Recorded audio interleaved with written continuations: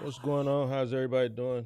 Come on in. Make sure you guys hit the like button, subscribe to the channel, turn on post notifications. No disclaimer tonight. No truck stop commercial. I haven't streamed in, man, it's been a minute, maybe about 5 days. So stuff is kind of out of whack.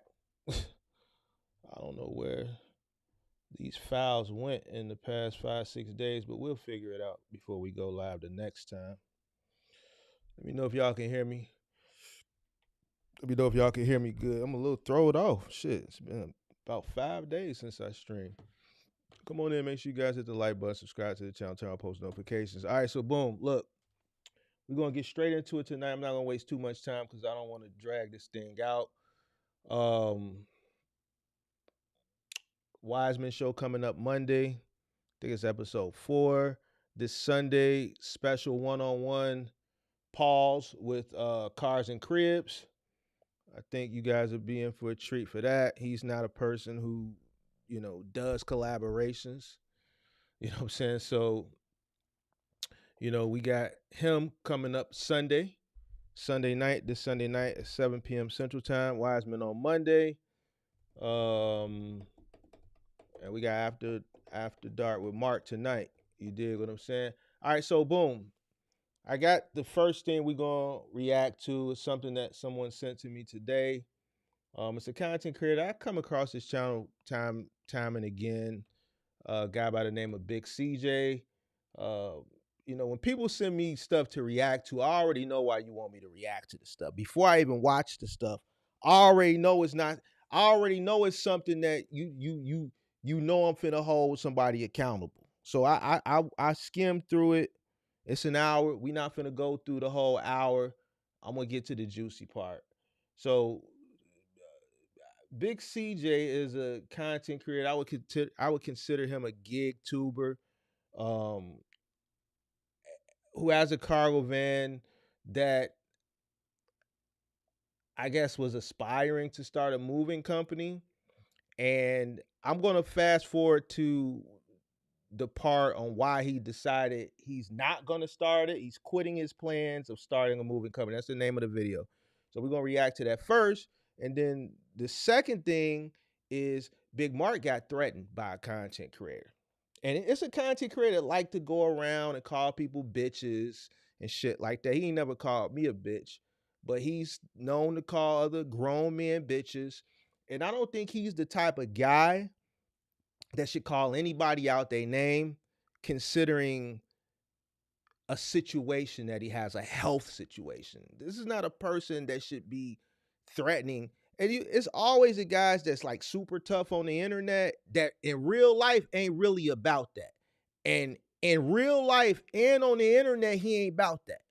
I mean, this guy just had a humbling situation. The last thing this dude should be doing is talking crazy to people. But me and him had a little back and forth in the DM. And he threatened Big Mark. He threatened Big Mark with a lawsuit. Yeah, he threatened Big Mark with a lawsuit. He said, Big Mark, if you talk about me, I'm gonna send my lawyer at you. I said, I'm gonna show you what I told him. I said, send her. I said, my lawyer is better than yours because I got more money than you. So send him because I'm gonna talk about your motherfucking ass tonight. So tag CDL Shorty and let him know Big Mark talking about him. Let him know Big Mark talking about him so he can get his lawyer ready. I'm going to give him my lawyer's information. And what I'm going to do is if he sends his lawyer at me, I'm going to send my lawyer at him. I'm going to countersue and I'm coming for everything. I want his pacemaker. So play games, CDL Shorty. Play games if you want to. I'm talking about you. So we're going to get into Big CJ first. Big CJ aspires to start a moving company, but I guess he decided he's quitting his plans. Now, I'm not going to play the whole 1 hour and 11 minutes. We're going to get straight to the point on why he's quitting. All right? We're going to get straight to the point on why he's quitting. All right, so let's start here. Our meetings, when we meet, how often we meet, all that stuff. So, anyways, I don't want to be too long on this. I hope you guys get the idea. But, the point is, it took literally I don't even know how many hours I've been working on this, but I would say at least 4 hours for the last 3 months. 4 hours the last 3 months, like 4 to 5 days a week. Like that's how long I've been working on this, just to give you an idea. So I'm very serious. I'm very like once I decide to do something, I'm gonna do it, and I see the money. Now this guy seems like a nice guy. I don't have no smoke with this guy. But it was sent to me, so we're gonna react to it. Now there's some things he said in here that I disagree with. All right. I think he's a nice guy. I'm not gonna beat the guy up. You know, he seems like a really nice guy. In it. I see the potential, and the guys that I'm working with or trying to work with, they see it too. They actually motivated me because when I pitched the plan to them, I needed them to like agree. Like, you know what, I'm down. If they were like skeptical and all that, then you know I probably would have doubted it. But they see the money in it. It's money in it because we know it's moving jobs galore out here, and I don't like moving jobs. I don't want to do moving jobs. I really don't. But I could do one a day. I could do one a day. If I'm gonna get $300 minimum, I'll do it. So, anyways, let me get to the main reason why I'm doing this. Why I'm doing this live. All right. So before we even watch it, he says he don't like it. That's probably one of the main reasons why he's quitting, or why he's not gonna go forward with, the plans of getting the licensing. Two, he's in a cargo van. So he's limited to really moving. He's not really what you call it moving. The best he can do is a dorm or a studio, maybe. 1 bedroom, 2 bedroom, he's making multiple trips, so it's not efficient. All right, but let's finish. So, why I quit, why I gave up, why I did not resubmit my application. Here's why. There's two reasons. Number one is consumer protection. Consumer protection. And number two is insurance fraud, scam, whatever you want to call it. That's what I call it, insurance fraud. So he's calling insurance fraud, which insurance is insurance. It's something that is required by law. Even outside of the scope of business, you're required to have insurance, just for your regular life, like your automobile, required insurance. If you own a home, you have to have homeowners insurance. In some parts of the country, I don't know if it's everywhere, if you're renting, you have to have renters insurance.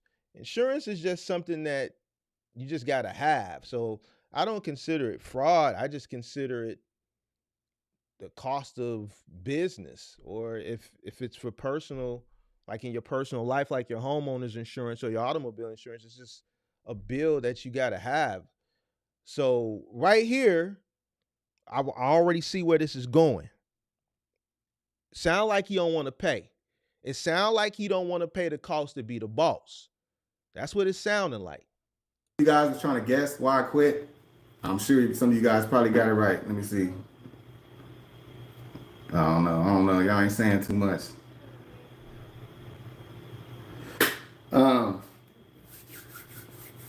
Now, here's the rules, and this is the rules for Texas. This is for Texas only. If your vehicle, which is mine, is under 26,000 pounds. So if your vehicle is under 26,000 pounds,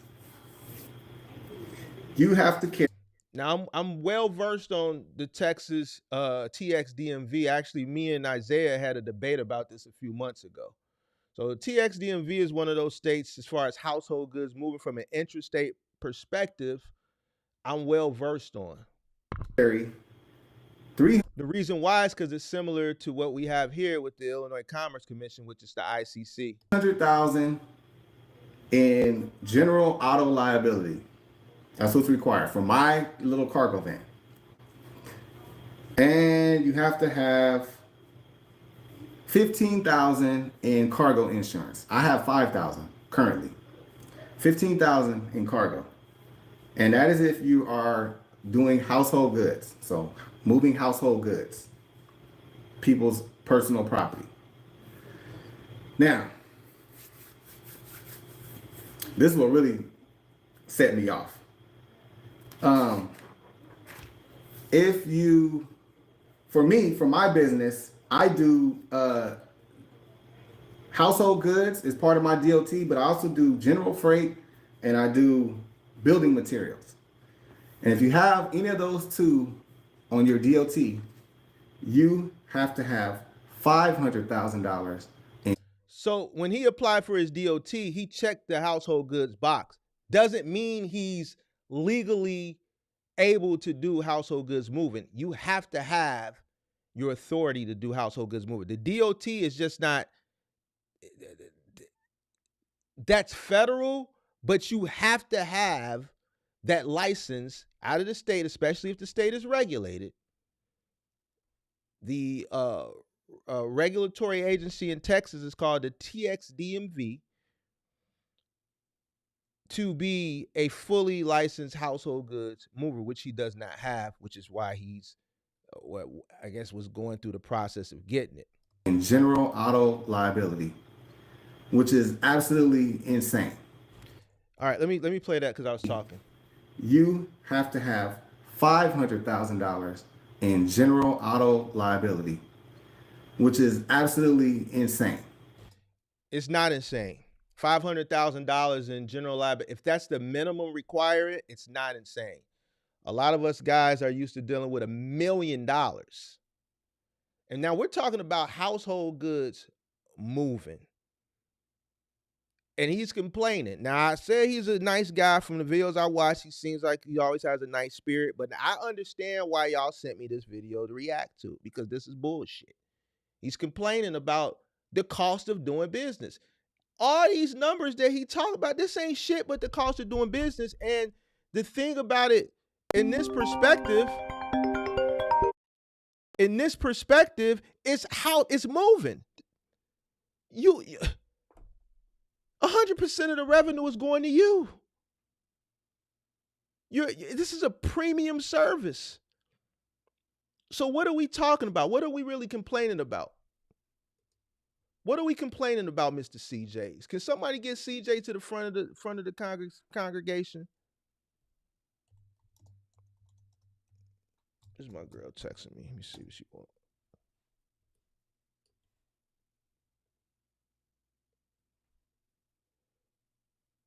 Can somebody get CJ to the front? Please. We need to know what's going on. That ain't nothing but a drop in the bucket.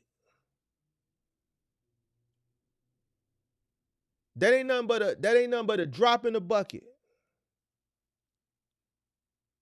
He don't want to spend no money. Hey, CJ, you don't want to spend no money, big dog. Moving is where you're going to make the big bucks at. And what you telling me that you don't want to spend, or what you telling yours what you don't want to spend, that ain't nothing compared to the amount of revenue. If you know what you're doing and you know how to bring in clientele, what you going to make. That ain't shit. That's nothing. And the process that the TXDMV have you go through ain't shit compared to what we got to go through up here in Illinois.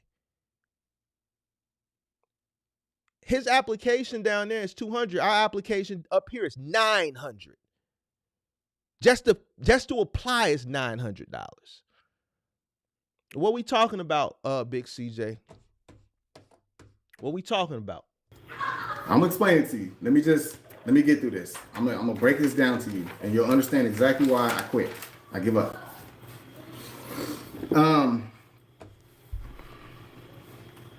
Actually, you know what? Let me do it now. Let me just explain this. Because, wait, do I got this at the bottom? I'm trying to do this in order. Okay, I'm gonna come back to that. I'm not gonna leave you hanging. So, a licensed mover in Texas must have a DOT, and their company name has to be on their vehicle. It has to be legible. And their moving authority, which is the license that I'm trying to get, has to be on the vehicle as well. So the customer can clearly see it on the vehicle. Now this is the part when I said my application got kicked back because of the address. So I have a registered agent, and my registered agent is in Austin. Some of you guys probably have the same one. You cannot use a registered agent address. So legally, and I'm only speaking for Texas. I'm not gonna keep saying that. This is for Texas. I don't know other states. For Texas, you have to have a business address. And that business address has to be a physical location. It cannot be a virtual address. It cannot be a registered agent address. It cannot be a storage unit or a place where you park your vehicles. It cannot be your home address. It can't be your neighbor's address. It has to be an actual place of business. And it has to be a place where a customer can actually walk in during business hours. They can walk in there if they need to talk to somebody or whatever. Okay, that's required. I have a problem with that. You can see why. So I don't have a business location, right? I park my vehicle at home and I have a registered agent that receives my mail. I don't have a business address. So what I would need to do is find a place where I can lease an office space, and it's not cheap. The cheapest one I found was like 800 a month or something like that. They have office spaces where you could share, kind of like a common area, like you have your own individual office, but it's like a one big building. But You're talking about like a WeWork or something like that. you have to have a phone. So you have to have a phone that a customer can call and someone answers, not a cell phone, like an actual phone, business landline phone. And then you have to have an actual office with regular business hours where a customer can walk in. So I'm gonna tell y'all, I'm very cheap, man. I'm super cheap, and I can't stand spending money like that, All right, especially so there we for have it. You super cheap and you can't stand spending money. So what we talking about? You giving up because you don't want to pay the cost to be the boss.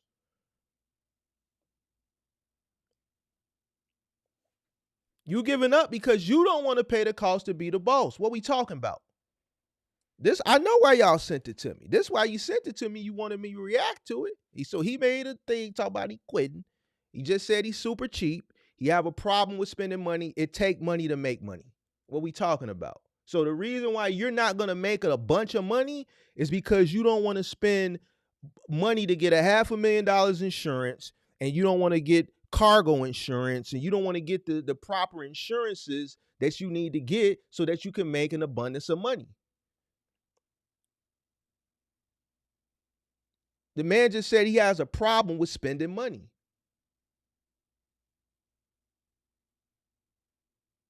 Let me replay that. I want to make sure I heard that. business landline phone. And then you have to have an actual office with regular business hours where a customer can walk in. So I'm gonna tell y'all, I'm very cheap, man. I'm super cheap, and I can't stand spending money like that, especially for For your something business? like this where you So, have no idea. something like what? Something like this? Something like your business?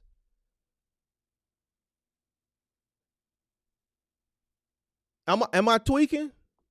Am I tweaking, or let me know if I'm tweaking? Or did he just hear what I heard him say? I thought I heard him say. I know it's late, but y'all got to let me know if I'm tweaking or not. If it's going to be busy or slow, or you have no idea, and that is a lot of money that you have to spend every month, and I just can't do it. I can't do it. So, and I You already doing it illegally. You already doing it illegally.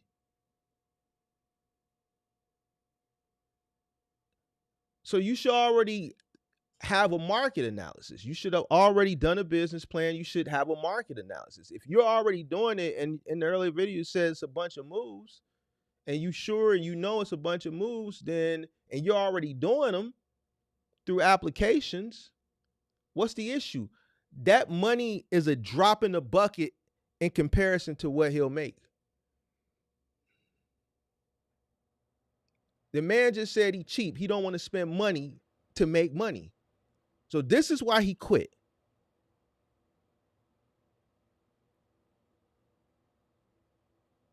I don't understand this I shit. do have faith. I have faith in the business. I really think that it would kick off. It would be crazy. I think we'll be busy. We'll be booked, but I just can't. I cannot spend that amount of money.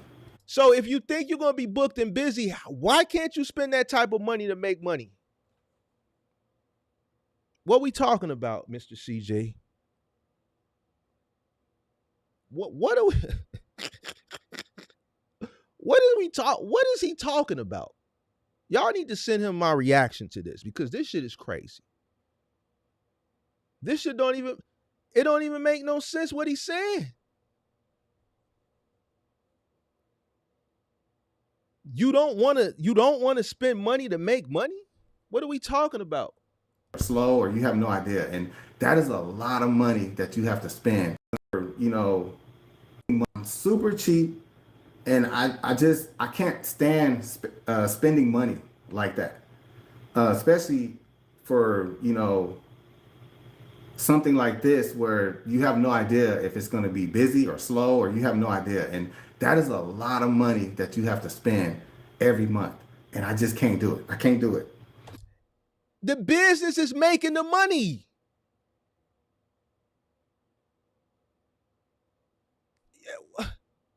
What's up with people thinking that it don't cost money to make money? You're not spending the money. And I'm trying to, like, cause this guy, he don't, he puts out like real nice content. So I don't want to hit the tweaking button and shit on him. You dig what I'm saying? But listen to what he's saying.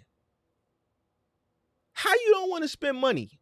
The business is bringing in revenue. A big portion of that revenue you have to kick back out in order for the business to keep bringing in money. His mindset ain't right. He ain't got it. He ain't got it yet from a business perspective. On the real, I can't believe what I'm hearing right now.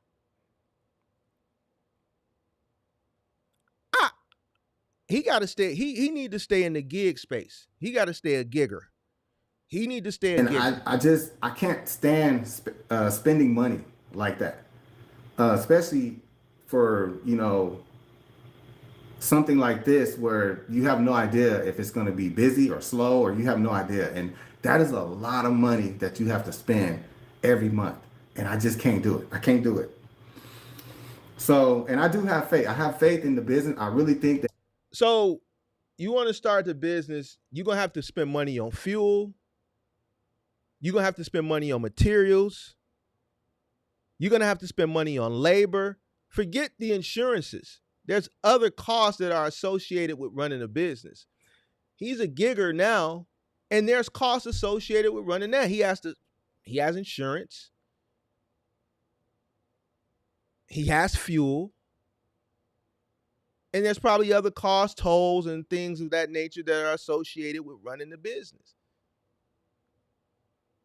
So he's willing to continue to run under the table with a high chance of getting caught, which we're going to get into later because he said something that I'm totally against. And this is why, as a content creator, you have to be mindful of the things that you say because you don't know how far your influence reaches or how strong your influence is, and you'll say something and people will take what you're saying at face value, and then when they get in trouble, we see that happen a lot. We've seen it happen a lot more recently with some other gig tubers. We've seen it happen a hell of a lot from a box truck space perspective. You have to be mindful of what you say. If you want to do something on the riskier side, then you need to have a disclaimer. Look, this is what I'm doing. I'm bodine with it. I'm bogus with it. But you should probably go on the up and up. I'm just letting you know what I'm doing. I'm bogus. And this is the consequences of that what could happen if I get caught. Tweaking. Hey, CJ, I'm going to hit the button on you, big dog. You tweaking. We ain't falling under them types of demonstrations.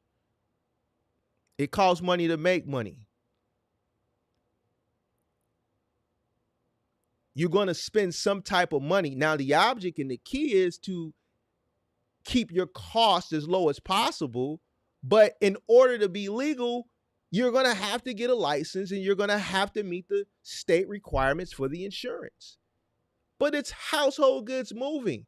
You're charging upwards of $100+ an hour. What are we talking about here? You have one van. So you're paying the insurance cost for one vehicle. You are a laborer. If you charge a minimum of $100 an hour and you do 3 jobs a day, and you got a cargo van, so the most you're going to do, I heard him say he can do up to 2 bedrooms. He's tweaking. No, you can't do 2 bedrooms or 1 bedroom in a cargo van. Dorms and studios. Now, if you want to make multiple trips, then that's up to the customer, but that's not efficient. So even with the dorms and the studios, right? Let's say he does 3 a day and it averages 2 to 3 hours. That's $600 to $900 a day. Let's say he does it for 5 days a week during peak moving season, which is March 30th through September 30th. Even if he's paying $1,500 a month for insurance or $2,000 a month for insurance, whoop-de-doo.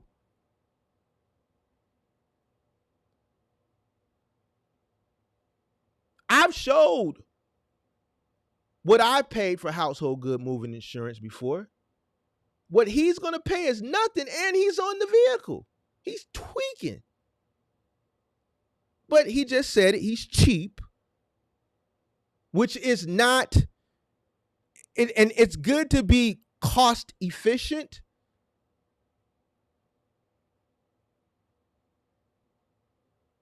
But the way he's sounding, the way he's talking, he don't want to spend no money. Which I don't know. It would kick off. It would be crazy. I think we'll be busy. We'll be booked. But I just can't. I cannot spend that amount of money. So he thinks he'll be busy, but he can't spend that amount of money. So that was an issue. That physical address also has to be a filing location where you keep your filings. So you have to have filings for 2 years, which means every customer, there's certain forms and information that you have to collect. The inventory form, the contract, everything that the customer signed, you have to keep record of it. And it has to be in a filing cap or some type of filing system. And you have to be able to present that. So if an inspector comes, they have a complaint, they need to see a case from last year, a complaint. Customer complained a year ago. And, they're going to ask you for that file. You have to be able to present that file, and it can't be at your home. It has to be at the business location. So I just hit a roadblock. I hit a roadblock right there. Now, the tariff. You must have a detailed tariff with your maximum charges on file with the DMV. So that tariff, you have to submit it to the DMV so they have a copy of it. Now, tariffs are something that we're not new. That's not new to the channel. Remember when I debated with Dizzy, and he's ain't no moves. Remember I talked about the tariffs. Now this is across the board. See, Dizzy didn't know because Dizzy ain't never worked or ran a licensed moving company. That's why when I was debating him and I was talking about the tariffs, he was dumbfounded because what he was saying was cap. Here's a guy that's talking about tariffs, and he's recently researched licensing, starting a licensed moving company. So it's basically all of your charges, everything you charge for, wait time, whatever you charge, stairs, the distance, your mileage, like how many miles. You even have to put, like, if you use Google Maps or Waze, I think it's called Waze. Whatever you have to be super detailed. They have to have a copy of it, and they need a copy of it so that if the customer complains and says that you charge more than what we agreed or you agreed, that's what they're going to refer to. They're going to look at your tariff to see, does he charge $25 per flight or is it $50 per flight? This customer said he paid $50 per flight or whatever. So The DMV investigates all claims and they can reimburse the customer. So if a customer complains and your tariff is messed up, like you're not charging properly, they will reimburse the customer. So, and you'll be liable for that. So basically, you really got to be organized. That's the whole point. You got to be super organized and like, you. This ain't no, you can't have a gig app mentality. Like this is an actual business with real liability. And he's right, but he's still in that gig app mentality by saying he's cheap and he doesn't want to pay for the insurance to start the company. Now, I understand from the brick and mortar perspective. I understand that's where that probably wipes out a lot of applicants, but he's more turned off by the insurance. He calls it a fraud and this, then the third. But it's just the cost of doing business. You got to be squared away. Basically, that's the point. Which I'm not afraid of that. I can be, but y'all, I'm telling y'all why I'm not doing it. Um, Interstate has even more regulations. So interstate, you're going out of state, you need an MC, and there's even more regulations. So I'm not interested in out of state. I'm doing intrastate. I'm staying in state, but this is what's required. Now I'm closing up. This is my closing. I got two more things to say, and then I'll leave it to you guys. See if you got any questions or what you want to say. Here's my issue, and this is the part, man. I should have got something to drink. I ain't got no more drink, man. Let's get my blood boiling right here. My issue is the insurance more than anything. So you guys already know how I feel about insurance. I feel that insurance it's a money grab, it's a scam, and you're kind of witnessing it in real time. The California fires, you have State Farm and all these other companies that dropped all of these people before the fire. Well, how is insurance a scam? And here's the thing, situations like the California fires, which a lot of people were warned about prior, and then you got places like Florida where there's a lot of hurricanes. It's the same situation. Insurance companies are in business to make money, not lose money. It's not a scam, it's a business. He's got some gray hair in there, so he ain't a young buck. So the point of me saying that is to say he's been around long enough to remember when insurance became mandatory. I'm old enough to remember when it wasn't a requirement. I remember when they made insurance mandatory. I was a kid, but it was the talk of everywhere. I remember my mama complaining about it primarily. I remember when insurance was an option. But I'm saying that to say this, insurance has been mandatory just in regular life for a couple decades now. It just is what it is. If I'm State Farm and we steady taking hits on goddamn hurricanes, guess what? We're not going to offer insurance in Florida. If we keep getting our ass tore up from these fires every year, why would we cover homes in Southern California? I get what he's saying, but how is it a scam? It's business.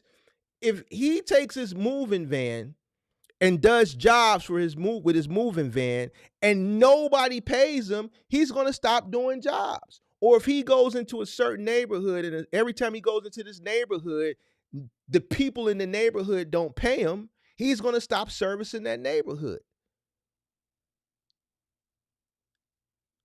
Like, do people be thinking about what they be talking about?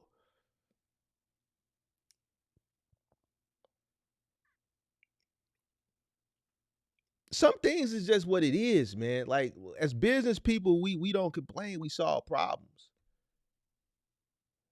If he ever wants to be a licensed business, he's gonna have to have the minimum required insurance. Period. Ain't no ifs, ain't no ands, ain't no maybes. It is what it is. Ain't nothing you can do about it. You can call it a scam, you can complain, but what we talk about complainers. And I think he's a nice guy. I've said it before. He's a nice guy. So I ain't gonna go too hard on them. But you tweaking, big dog. You complaining.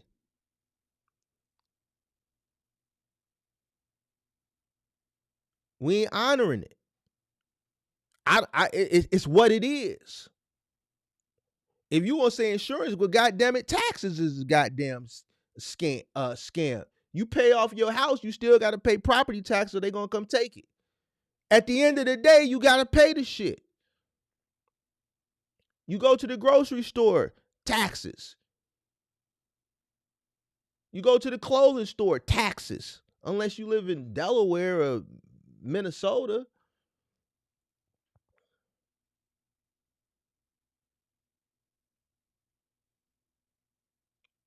These are all costs of doing business.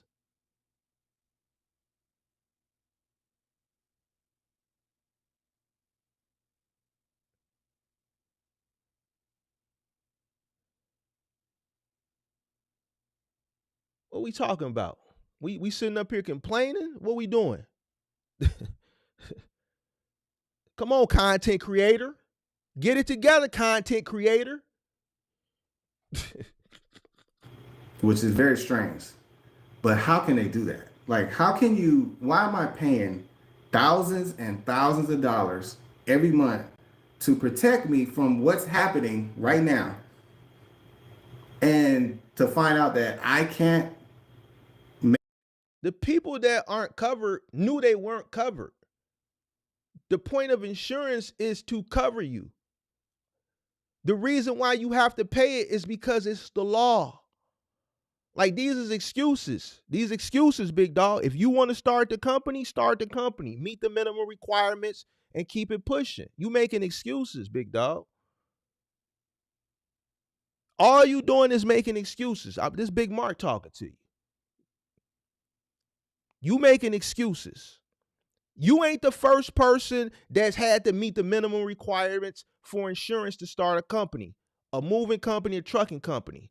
Majority of people that's in this chat right now, they might not be household goods movers, but they've had to pay and meet the minimum requirements to get their authority. It's what it is. You may not like it, but that's just what it is. So as a content creator, you're complaining about something that most of your subscribers have already had to do or are looking to you for information because they're going to have to go out and do it if they want to be legal.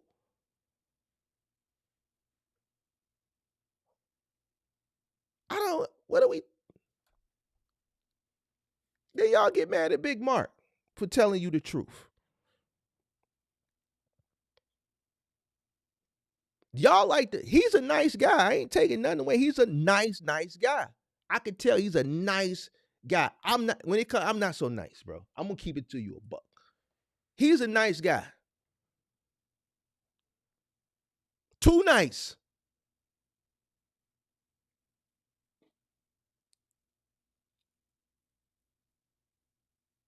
He's complaining.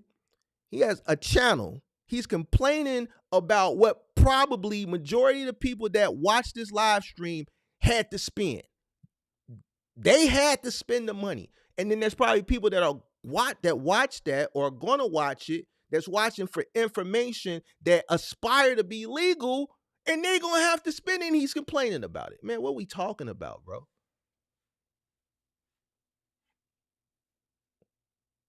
What we talking about? Y'all lucky he a nice guy, because I would have really went ham on Buddy. Tweaking. Listen, nice guys finish last, big dog. You got to spend money to make money. What we talking about, man? Make a claim like I'm not covered after I spent all that money. Man, I don't even live out there, and I'm mad. I'm mad. So that's my issue. You guys know how I feel about insurance. I started off when I first started this cargo van business. I had the $1 million policy because I was going to do OTR, and I absolutely hated paying for that insurance. But I'm like, okay, let me just try this. Maybe I'll get busy and I'll be making so much money it won't even hurt. And I literally wasted. I was paying about I want to say I was paying like 900 or 950 a month for insurance for like 6 months straight. All that money just down the drain. You guys know my experience with OTR. I did not like it. I did not get any loads. It was a nightmare. I learned through experience. I wasted so much money. So I ended up getting the minimum, the bare minimum commercial insurance, and I'm saving thousands of dollars now. And I still don't like it. I still pay too much. I pay like, I think it's like $398 or something, like almost $400 a month, which I think is still ridiculous. But I mean, it's better than $950 a month or whatever. Dude, you pay $300 a month, bro, and you up here complaining.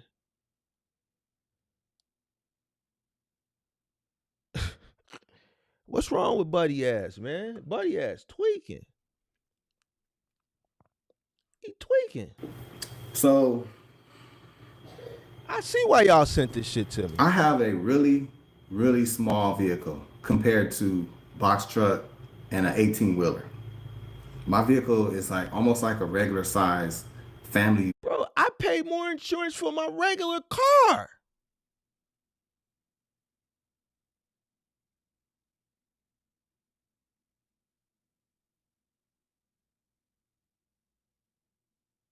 What is this guy talking about? Vehicle, family vans, maybe a little bit bigger. In fact, you know, there's passenger vans. My van is a passenger van too.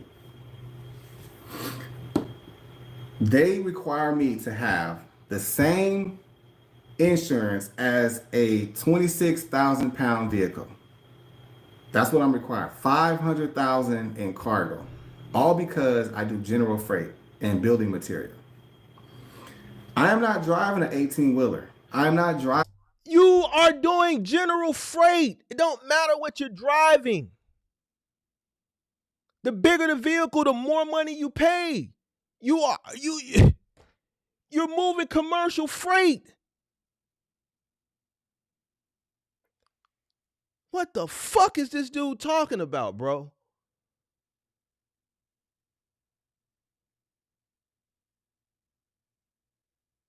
All he's sitting up here doing is fucking complaining. You're moving fucking commercial freight. Driving Fuck. an 18-wheeler that could just annihilate vehicles. Okay, I'm driving a cargo van. Like, reasonably, how much damage could I really cause on the road? Like, you could fucking kill somebody, fool. Are you? Did he just ask this shit?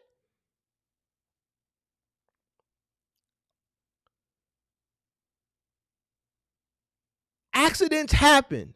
Shit happens. You never know what could happen. It might not even be your fault.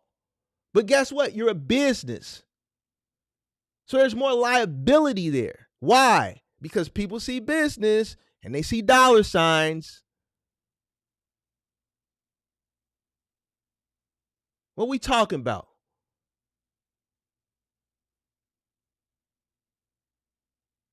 You're moving commercial goods and you don't think you're required to pay a higher insurance because you have a cargo van? No, you're not going to pay what a semi truck pays or a box truck pays, but you're going to pay more. You want to play in the field with the big boys, but you don't want to get your hands dirty. You want to play, but you really don't want to play. So now this goes back to what I talk about, taking food out people's mouth. Now, Buddy, he seemed like a nice guy. I'm gonna keep it a buck with you. But if we was on the same playing field, food on the real, food. Where does he live at? Does anybody know where he lives at? Where does he live? He can't live in New York. He can't live in Chicago. He can't live in LA. He can't live in one of these big cities. He can't. I know he ain't. I know he gotta be a middle American. Does anybody know where he lives at? Where is he from? Where is he from? It's gotta be middle America somewhere. It can't be no major city. Where is he from? Nah, he ain't from the Midwest. Somebody said Texas. What part of Texas? Is he from a little town in Texas? It can't be Houston. And it can't be Dallas. He got to be from a little town in Texas. On the real. Complaint after complaint after complaint.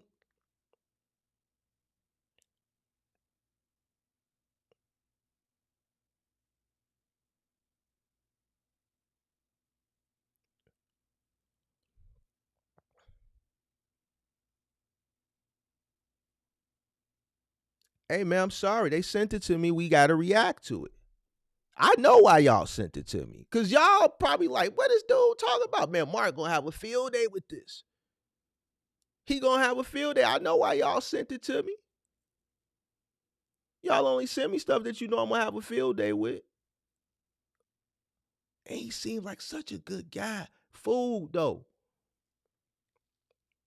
He fool. You come, fool.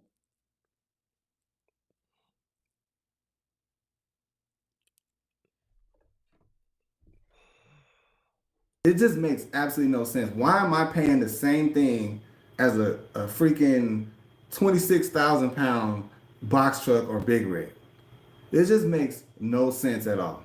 Hey, check it out. Content creators, stop coming to the internet complaining, bro. Y'all, it's not a good look. It's not a good look. People are coming to you for answers. This is why it's so much misleading.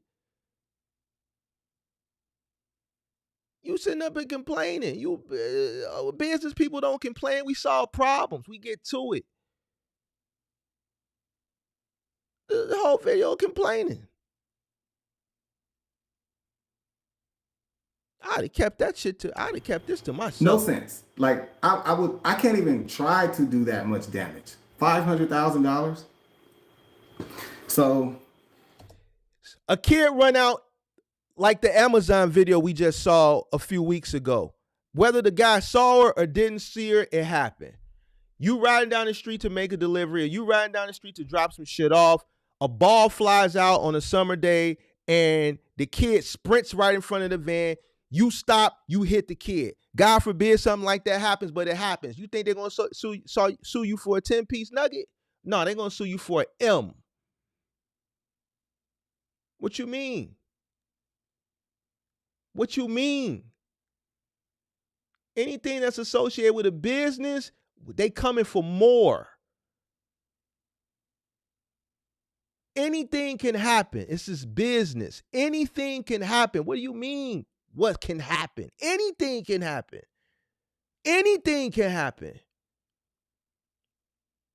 You could be driving, and it could be a drunk driver that shoots out in front of you. It could be a drunk driver. Listen, I'll never forget it. I was on the highway. I was going through Pennsylvania, 26-foot truck, middle of the night, overnight going to D.C., and a guy got on the expressway on the wrong side of the expressway. It's just me and him. I'm 4 o'clock in the morning. All I see is headlights coming directly at me. Anything can happen. Fuck is you talking about, bro? You sitting up here saying what can happen? Anything. It's people that get into shit all the time that wasn't at fault, and they turn around and end up being sued. What is we talking about? This is America. Anybody can sue anybody for anything, and anything can happen. The way it works, and I found this out from speaking with the DMV folks, and I was not happy, but this is what they told me. You're not happy about shit. So the $500,000 of general auto liability coverage that I have to maintain at all times, whether business is up or down, you got to pay it. It's a business. What you mean? Whether the business is up and down, you got to pay it. Every business should be insured. What about the consumers? What about the consumer? The way he talking, I don't even know if I would want to. Let me. And this is per vehicle. This is not just this is per vehicle. I have to pay that, and that only covers my vehicle. So when my vehicle's on the road, that's what that coverage is. It's not for cargo. It's not for you damaging the customer house or anything like it's just for your vehicle. So any Yeah. property damage that I cause, I get in an Yeah. accident and Yeah. I hit a car, whatever, hit a Yeah. pole, back into Yeah. somebody's garage, whatever, Yeah. it's Yeah. covering my vehicle. It covers the Yeah. vehicle. That's it. Yeah. Then you need $15,000 in cargo insurance, which is insane. And this is the part that I hate the most. Try 100,000, big dog. Fuck you complaining about 15,000. Try 100. Try 100. What are you talking about? So 15,000. I'm thinking in my mind, okay, 15,000 in cargo insurance. So when I load everything into the vehicle, and let's say, God forbid, we hit a dip or we go over a train track too fast, you know, the van bounces and it cracks the TV screen, right? Or it breaks there's a glass table, get a crack in it, whatever. That's gonna cover it, right? No. Nah, not No, it cover it. does not cover it. It Not does cover not it. It does cover it. not cover individual items. That insurance that I gotta pay for covers the entire load. So it has to be a total loss for that insurance to kick in. I can't even make this stuff up, man. This is crazy. I'm just See, this is why I'm at the crib, and he's still trying to figure it out.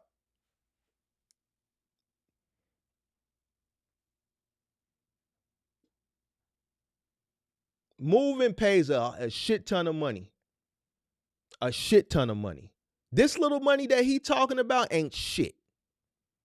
It ain't shit when a motherfucker paying you $200 an hour and you got 3-4 trucks making $200 an hour. Do the math. Do the math on 2 trucks, $200 an hour a piece on an average 8 to 10 hours a day. Now do the math at $200 an hour times 3 trucks on an average 8 hours a day. Just for 6 months. Just 6 months. Do the math.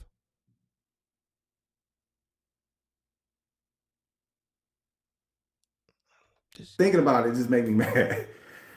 So you mean to tell me I'm paying every month for all this insurance, 500,000 just to cover my vehicle, 15,000 to cover the cargo, which don't even cover the cargo. It only covers the cargo for a total loss. So I have to basically flip my van, doors fly open, everything comes out, bursts into flames, everything destroyed. That's when the insurance kicks in. If I damage 1 or 2 items, they don't cover it. You got to pay for it. That's wrong. You don't have to pay for it. So with moving, what the customer gets, if an item is damaged, what they get by law is what's called valuation, which is not insurance. Everybody gets valuation for free. All right. Locally, it's 30 cents per pound per article. Interstate, it's 60 cents per pound per article. So if you cross state lines, it's 60 cents per pound per article. Locally, it's 30 cents per pound per article, and it's valuation. This is what you get for free. It's not insurance. So if we're moving a customer and they got a flat screen TV, and let's say it's an OLED TV and they spent $5,000 on it, and I drop it and I smash it and it's broken. It's $5,000 TV, weighs 10 pounds. They get 30 cents per pound per article. So I would cut them a check for $3. It was a $5,000 TV. Valuation is what you get for free. Locally, 30 cents per pound per article.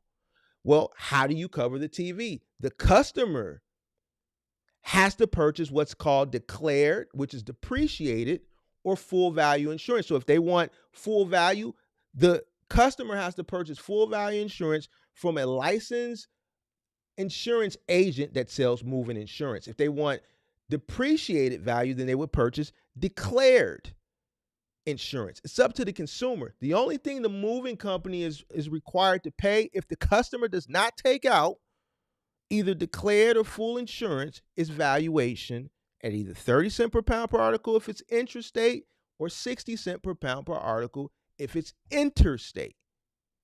This is across the board.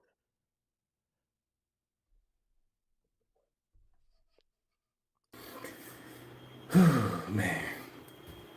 So now you need insurance for your vehicle, you need insurance for your cargo. Now you need insurance for the actual job, right? You damage the person's house, right? You put a hole in a wall. That's what general You liability is scratch the for. floor. You break a tile. That's what general You liability drop for. a You should have $1 TV. million. You miss a step and drop a TV. You need insurance for that. That's a He's wrong. No, you don't.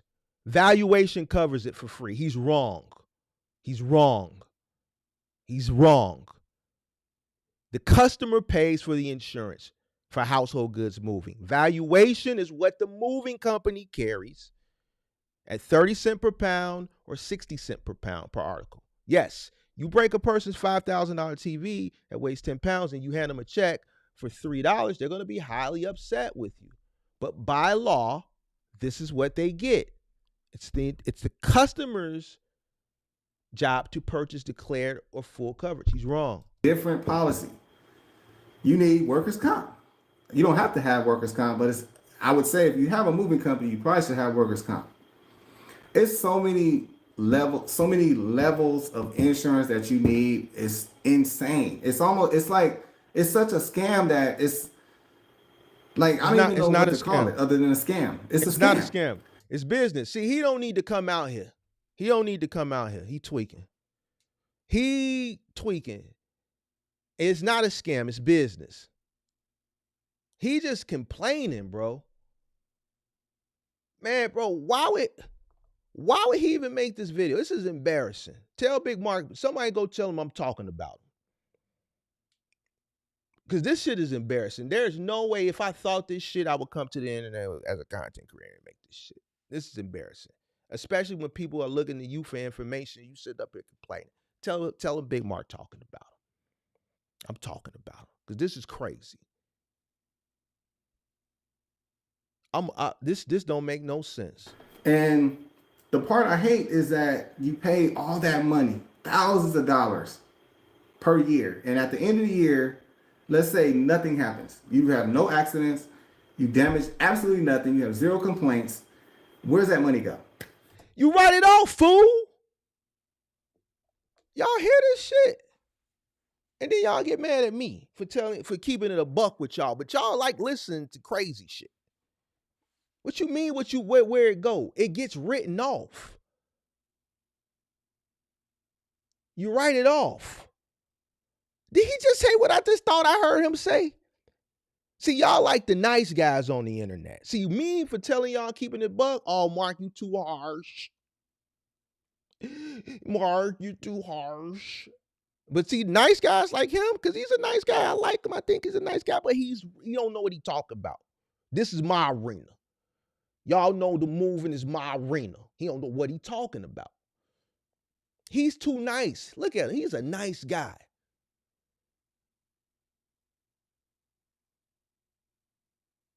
Well, where's all that money go? What you mean where it go? You write it off.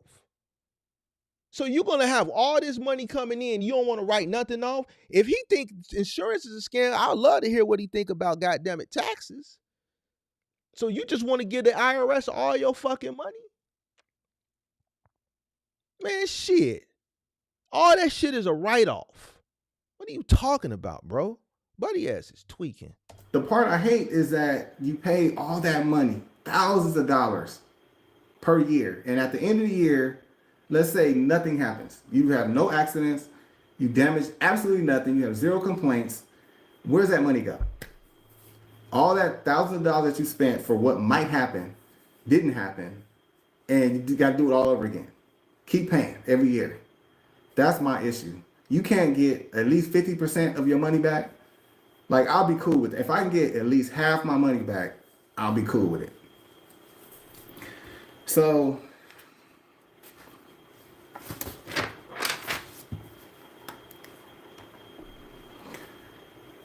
in a nutshell, I'm trying to wrap this up. Everybody is running illegally. Everybody's doing unlicensed moves. If you move household goods, no, they not.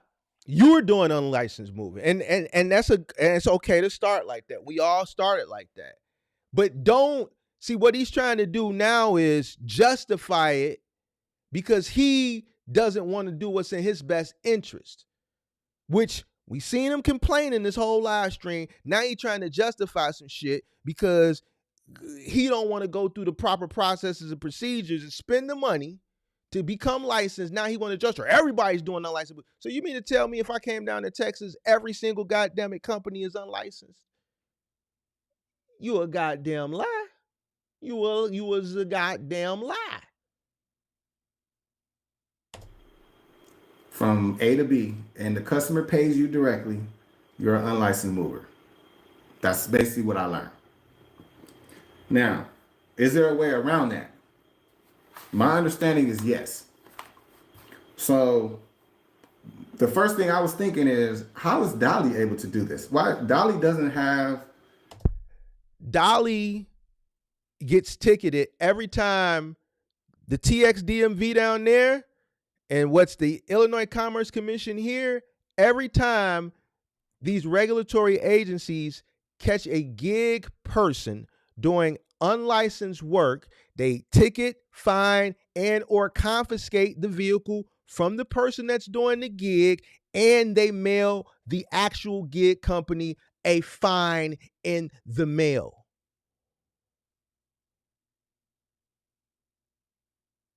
Yes, that's what happens. So when I said recently, I told somebody, I don't know if it was in the Discord here, don't let these gig apps send you off, especially if you are in a market or in a city or in a state that is intrastate regulated. If you are in a state like Texas or Illinois and it's regulated and you get caught, yes, they're either going to fine you and or confiscate the vehicle.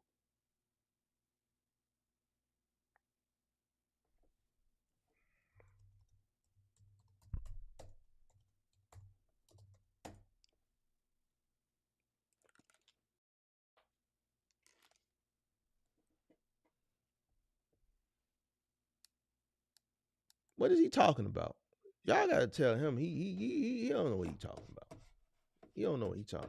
He don't know what he talking about. An office in my city, they're offering moving jobs to customers. Like, how are they able to do that legally? They send you off. How does Mark know about Dolly? Why? Because Mark was working with Dolly over a decade ago when they were brand new, because they originated and they were founded and they were started here. And when they didn't have enough service providers here, and you can look up the history of it, you can do your own research. When they first started here in Chicago, before they expanded everywhere else, they spent $1 million in advertising here. They wrapped public transit buses, they wrapped the trains, they wrapped the benches when people wait at the bus stops. They spent $1 million that first year in advertising with that first round of VC money they got. And what happened is they had so much work, so much demand because of all the money they spent in just Chicago, right? Because this is where Dolly started. They didn't have enough service providers to meet the demand. So what did they do? They started calling moving companies.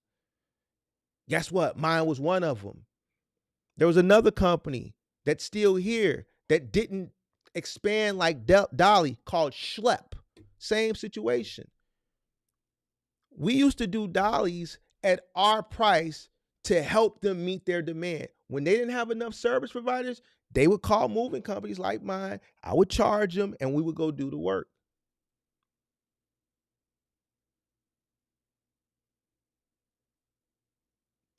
If you are a gigger, it's your responsibility to know the laws of the land. Dolly can eat those citations up. Here it's 750. You think they care about a 750 citation? It's your vehicle and it's your livelihood if you get caught, because you don't know.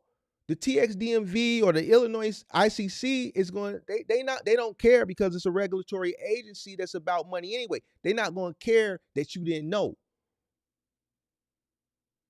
Their whole purpose is to fine you, to make money, to make revenue.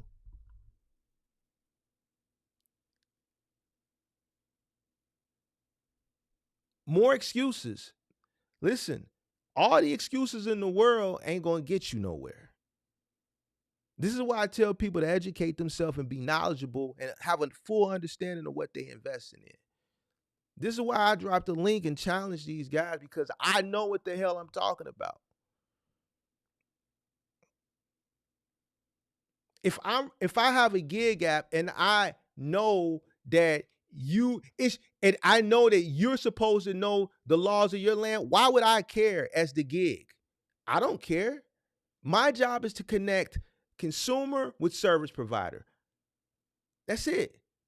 It's your job. Listen, only thing we care about is if you got registration, license, and insurance. As far as the local laws, that's on you to know. There's no law that stops us from connecting a consumer with the service provider.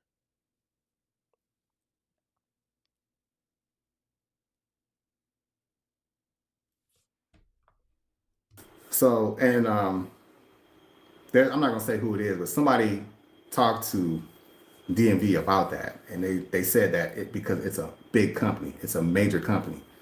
So basically, they don't care if it's a big major company. It's only the little guys, us little guys. That's who they go after. Anyways, I'm not gonna get into that. Um, so I was wondering, okay, how's Dolly able to do it? And what I found out is that third party. Third party is the key. So if you do a moving job, let's say I was picking up from American Freight. They're out of business now. So American Freight, a customer goes in, buys a refrigerator, and they call me and they say, "Hey, can you deliver my refrigerator?" Right? And normally I'll go pick it up. I'll make the agreement with them. They'll book me through my website, and then they pay me. They pay me direct. They pay me cash or Zelle or whatever they want to pay. Technically, you are not allowed to do that in Texas. You're considered an unlicensed mover, technically. Now, the way around that, what I've learned is it has to be a third party payment. So we're able to do these moving jobs on Dolly platform because the customer is not paying us directly. The customer pays through Dolly, and then Dolly pays us. So that same scenario, if I go to American Freight and the customer pays American Freight, and then American Freight pays me, you are not an unlicensed mover. You do not accept money directly from the customer. It makes no sense. It's very stupid, but that's the way around it. So there has to be a third. There's no way around it. He's confused because he still needs a public carrier certificate because he's a commercial carrier. If he's picking up a refrigerator, that's not a household goods move. A household goods move is when you go to a person's home, you move their shit or you relocate their shit from one private residence to another. If you go and pick up something for American Freight from a 3PL or from a warehouse and you take it to a consumer, that's not considered household goods moving. See, a person, well, that's the workaround. No, that's not the workaround because that's not a household goods move. Household goods moving is from a private residence to another private residence. If you go to a 3PL to pick something up, that's not a household goods move.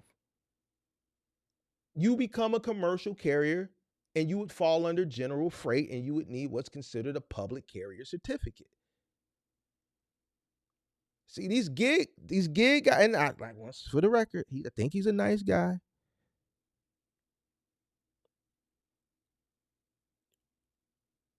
But there's no way around there's no way around licensing when you're moving commercial freight. Either you're going to need a public carrier certificate or you're going to need a household goods moving license. You're going to need something. Especially in regulated markets like Texas and Illinois and New York and California and so on and so forth. Now there's some markets that you don't, but down there you do. So the example he gave you is not a household goods example. If you go to T-Force and you pick up something for Home Depot and you take it off to a customer, is that considered a household goods moving? No. It's general freight. That's general freight. You don't know what you're talking about. Party involved. You can't receive money directly from the client. Now, this is all new to me. I did not know this, and I'm sure everybody does it, and I'm sure people still gonna do it. But everybody don't do it. There's licensed companies out here. The DMV actually encourages moving companies to snitch on people, and they don't encourage moving companies to snitch on people. Moving companies want road companies out the way, because what road companies do, and most moving companies start out rogue, is they take money away from the licensed company. The licensed companies bear the brunt of all the costs associated with running a licensed moving company, like what he just named. So the fewer road companies there are out there, it increases the volume for the licensed companies. So yes, licensed moving companies have always been on the tear to report rogue. This is what we call it in the industry, rogue moving companies. It's not encouraged to snitch, it's business. I can see why. I'm not gonna hate on them, even though that is, I would never do that to somebody. But if a moving company is paying everything I just explained to you, and you're out there stealing their customers doing moving jobs, I can understand.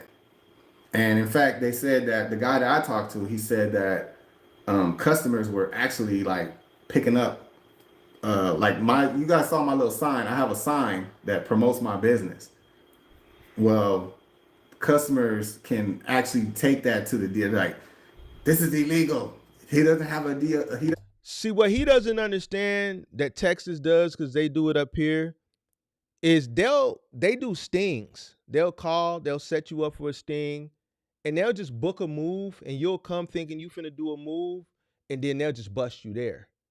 So see, this is what he don't know that I know. He green, and he don't got a lot of information. He need to come holler at Big Mark. Big Mark gonna give him all the information. He doesn't have a license or whatever, and a lot of times. And you can go on YouTube and look up some of the stings. They document it. So I don't like him. He green. Times that will happen. Like, people will hang signs on the fence, or even if you're driving down the street and you're promoting your business, and it specifically says moving services or delivery service, and there's no DOT, there's no license issued by the DMV, they can go after you, basically, or somebody can report you. So I'm not concerned with that, and I would say don't be concerned. Just I'm learning. Like I said, this is all learning. Like, I did not know. So he's telling you don't be concerned with the license. This is where I be telling these content creators, you need to be careful what you say, because if you're telling people not to be concerned if they're in Texas with the proper licensing, and then one of them listens to you because they're influenced by you, because they like you, because they think you're a nice guy, and then they happen to be the one that get caught up in the sting, or the Texas DMV, which is a regulatory administrative agency. I've actually had a run-in with them over it wasn't with my moving company. This is when I was working for an advertising agency back in the 2000s, and I was in Houston doing a campaign for it was either Bank of America or Cricket, I forgot. And I was in a commercial vehicle. It was fully wrapped, and I think it was a Ford Escape pulled me over, and it was the Texas. It used to be called the Texas DOT, but now it's the Texas DMV. And they pulled me over, and it's a regulatory agency. They just don't regulate trucking. They regulate different things, just like the ICC up here regulates different things. And they stopped me for having what they considered an advertising vehicle without the proper licensing. So because the vehicle was wrapped, you have to have some type of license for that. And the TXDOT, which is what it was called at the time, they stopped me for that and they gave me a ticket. Obviously, I passed the ticket to the company I was working for at that time. This is like 2006, 2007. It's called a TXDMV now. But yeah, that's what that administrative agency does. So they do have people that drive around and they search. They also do stings as well. So that's bad information. Any of this stuff. And if I never went through this process, I would have never known this stuff. So me personally, I want to run my business legally. And the fine, I think the penalty, it says that you could be fined up to $4,000 and a year in jail. I don't think that's gonna happen or likely, but it can. You got to be careful what you say. You can't say what you think is going to happen or what you think cannot happen. Because once again, if you're an influencer, you don't know how far your influence reaches. And a person be like, well, CJ said don't worry about it. And then they be the ones to get caught.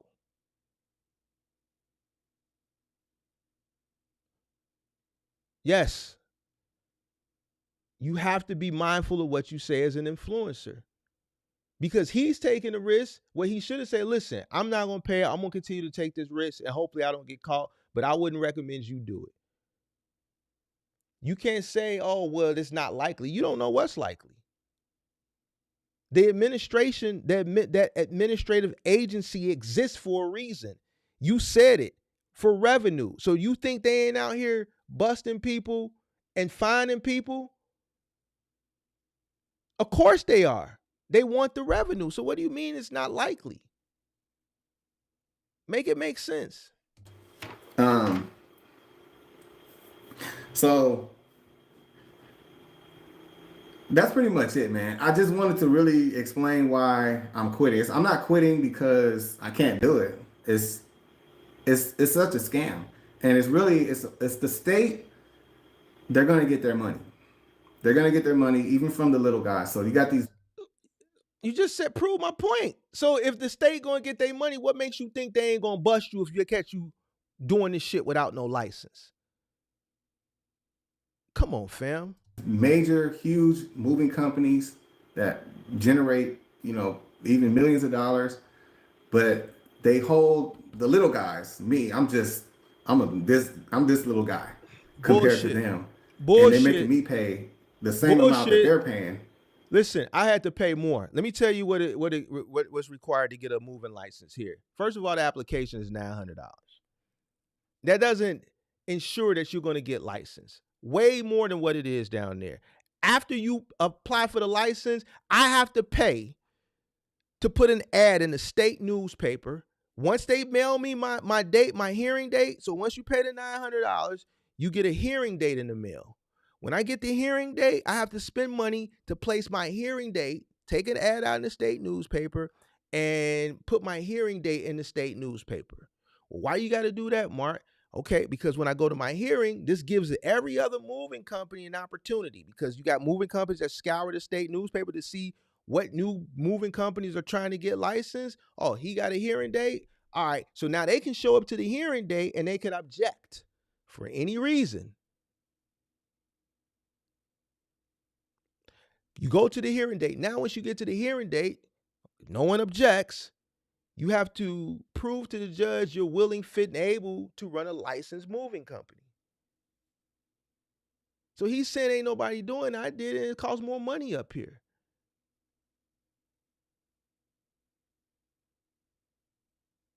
We dropped the bag, paid the $900, wrote a check, sent it down to Springfield, Illinois, the state capital of the Illinois Commerce Commission, and we followed the procedures.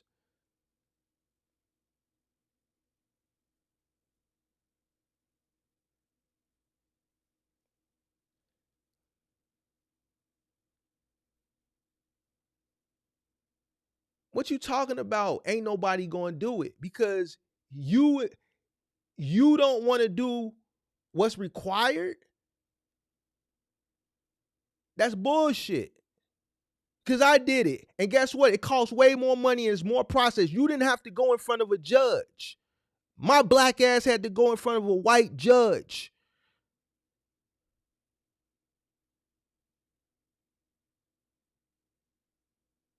What you talking about?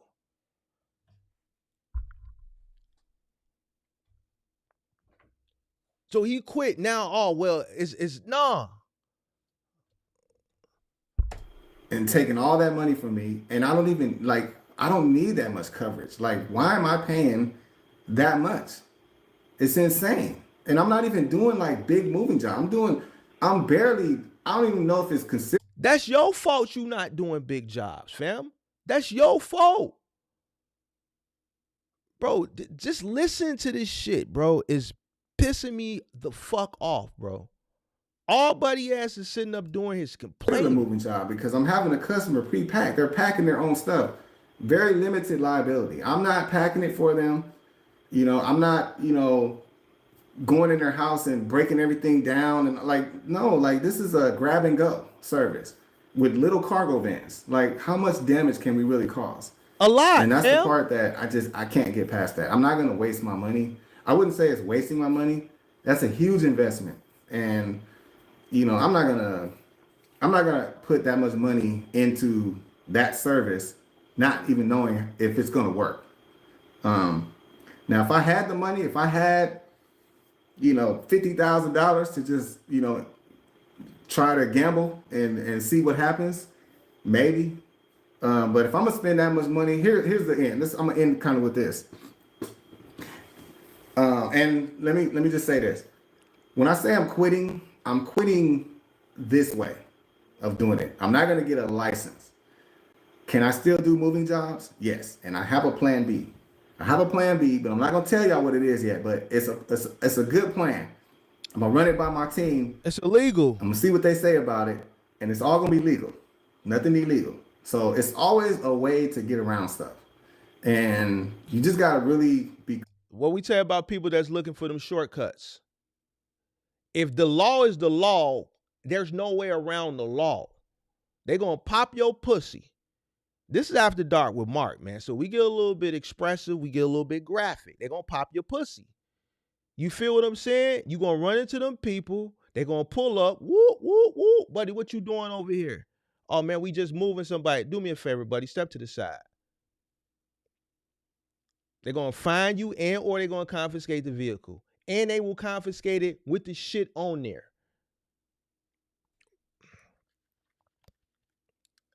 I don't want to watch this shit no more. I don't want to watch Buddy ass no more. Buddy ass just sitting up here complaining, making excuses. You a content creator in a space where the shit that you complaining about, majority of the people that's watching you have already had to go through this and pay this money, and you complaining about it. Or people are watching you that are aspiring to get in, and they gonna want to do things the right way, and they gonna pay the money. You got people that's already paid the money watching you. What are you complaining about? This is a part of the fucking shit. It's the cost of doing business. I don't fucking get this. I know why y'all sent this shit to me, because y'all thought it was crazy. That's why you sent it to me, because you want me to fucking go off. Now let me get to this fucking guy, CDL Shorty. Now, let me tell you something about this. CDL Shorty, check this out. Don't you ever in your life, this After Dark with Mark, we gonna keep it a buck. Don't you ever in your life. Now, I'm gonna tell you, I'm gonna bring it in context. CDL Shorty been stealing my shit. He been stealing my content, right? Everybody that watch me knows that my content is authentic, right? This ain't a big space. This ain't a big space. So he thought he was gonna swoop down from a semi-truck side and watch my shit and then take it back to this non-existent audience that he got. That Mark, he got 50,000 subscribers. No, the fuck he doesn't. And we gonna prove it. We gonna prove it. And I warned him, and I have all the DMs.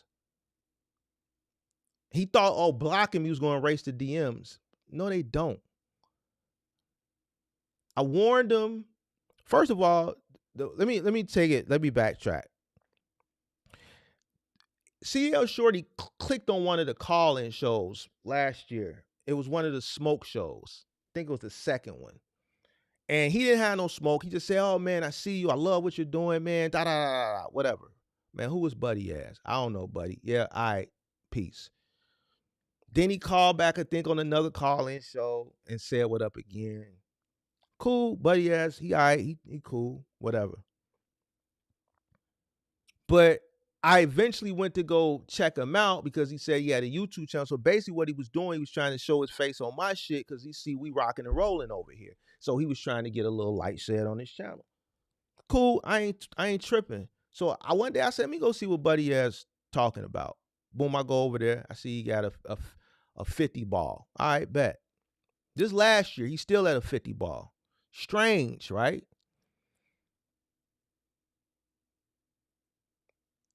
I watch his content. It pops up from time to time. I click on this shit. I click on a video one day where he calling grown men bitches. He called Alex Good Energy a bitch. He called CDL Shorty, not CDL Box Truck Shorty a bitch. He called some other guys bitches. These are grown men. Now, his plight with these grown men, I don't care. I don't care, what his plight is, but I thought that was kind of strange that a little chubby man was running around at truck stops calling grown men bitches on the internet. And to me, that's weird. To me, that's sucker shit. And if y'all remember when I had that show, when I had him come on, I addressed that shit. I said, bro, you calling grown men that can't, reach out and put their hand around your neck, bitches. Don't you think that's some sucker shit? And he doubled down on it. And not only did he double down on it, he went on Instagram the very next day and did the exact same thing. He called Truck and Hustle. He just went off because he was angry.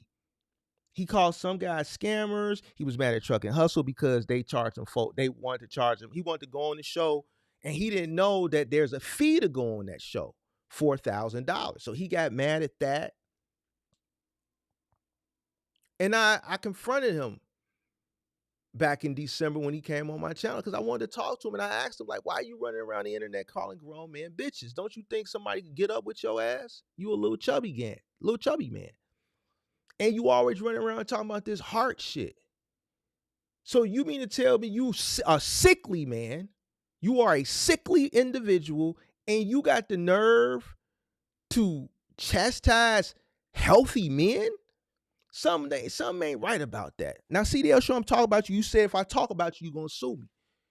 So I'm talking about you because I want you to sue me so I can counter sue you so I can show you what Goldberg do. See, my lawyer's last name is Goldberg.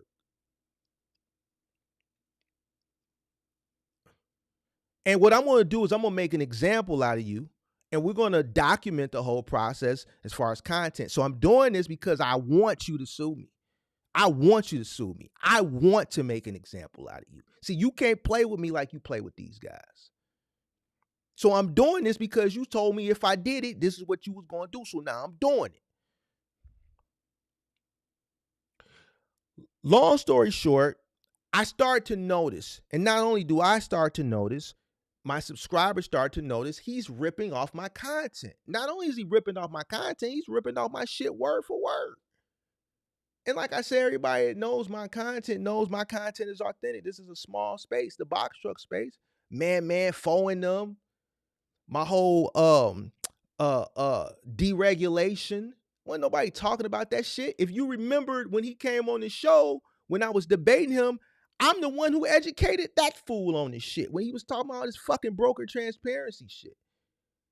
I said, you running around here talking about this cheap freight and you don't even understand why you consider cheap freight. Why you consider it cheap in the first place. If you go back and watch that episode, you'll see how I educated that fool on it. He's sitting there like a fucking deer in headlights. Next thing I know, he starts talking about it. Before that, the CPM shit. Everybody knows that all last summer, I was heavy on CPM. He got heavy on CPM. But what he was doing, he was ripping it off, but he was misconstruing it. So I went in this DM and I pulled up on him about it. I pulled up on him 3 times. And I warned him. I said, listen, if you're going to take my content, because you like to complain about people ripping you off, but they're not ripping you off, they're ripping me off. If they're ripping you off, they're ripping me off because you're ripping me off. I said, listen, if you're going to use my content, at least cite your source.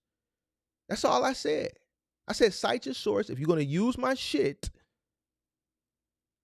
give me my credit. That's all I asked him. He got upset. Now, if you're in the Discord, I posted the exchange. So this is not new to you. But we have to do it publicly because he threatened to sue me. And I want to make sure that he holds on to that. I want him to hold on because he said he was going to do it. So I'm doing what should cause him to do it because I want him to do it.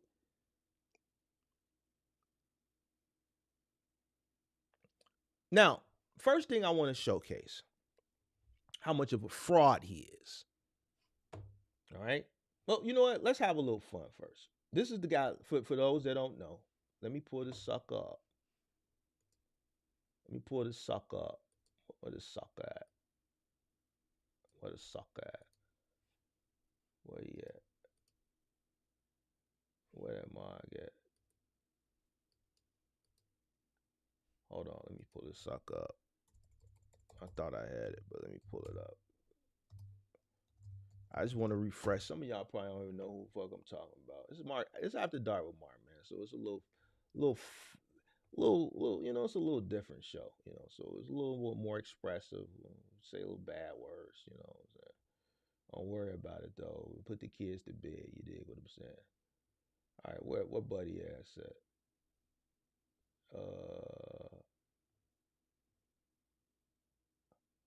Hold on. It's one video that I want to highlight. Let's see. Let's go to history.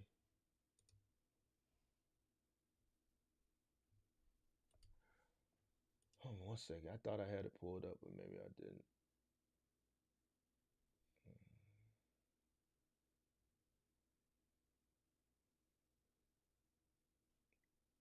All right, here.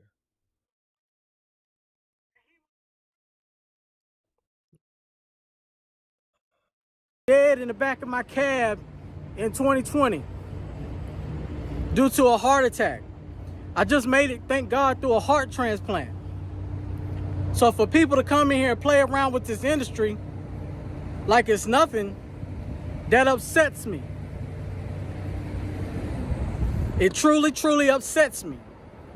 So I have no problem saying the people's names. I have no problem saying Sheldon the box truck coach is a bitch. I have no problem with saying that Alex Good Energy is a bitch and a coward. All right.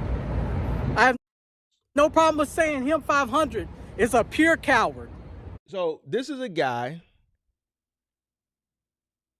who starts his video. He ain't even 2 minutes into the video. He calling grown men bitches. Now, listen, to each his own, you know, do whatever you want to do. But I think a motherfucker that call a person a bitch on the internet is a sucker.